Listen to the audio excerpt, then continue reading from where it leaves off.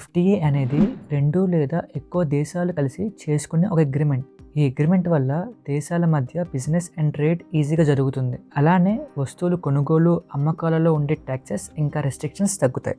India's first FTA శ్రీలంకతో 1998లో జరిగింది. And అప్పటి నుంచి ఇప్పటి వరకు టోటల్ 14 ఎఫ్టీఏస్ ఇండియా సైన్ చేసింది. రీసెంట్గా 27 జనవరి 2026న యూరోపియన్ యూనియన్తో జరిగిన ఎఫ్టీఏ ఇండియాస్ 14th ఎఫ్టీఏ. మనకి ట్రేడ్ అగ్రిమెంట్స్లో ఎఫ్టీఏతో పాటు వేరేవి కూడా ఉన్నాయి, లైక్ సెపా, సెటా, టెపా.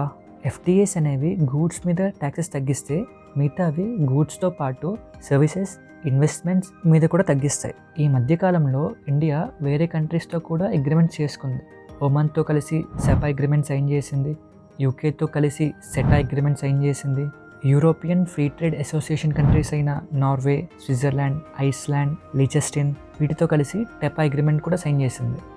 ఈ ట్రేడ్ అగ్రిమెంట్స్ వల్ల పాజిటివ్స్ ఎలానో ఉన్నాయి, బట్ నెగిటివ్స్ చూస్తే ఇండియాకి ట్యాక్సెస్ ద్వారా వచ్చే రెవెన్యూ పోతుంది. అలానే వేరే countries taluka goods and services మీద డిపెండ్ అయ్యే అవకాశం పెరుగుతుంది. And most important, foreign goods ఇండియాలో రావడం వల్ల లోకల్ ఇండస్ట్రీకి కాంపిటీషన్ చాలా హెవీగా పెరిగిపోతుంది. యాజ్ లాంగ్ యాజ్ ఈ అగ్రిమెంట్స్ మన అగ్రికల్చర్ని టచ్ చేయనంత వరకు ఇవి మన కంట్రీ ఎకనామికల్ గ్రోత్కి చాలా హెల్ప్ అవుతాయి.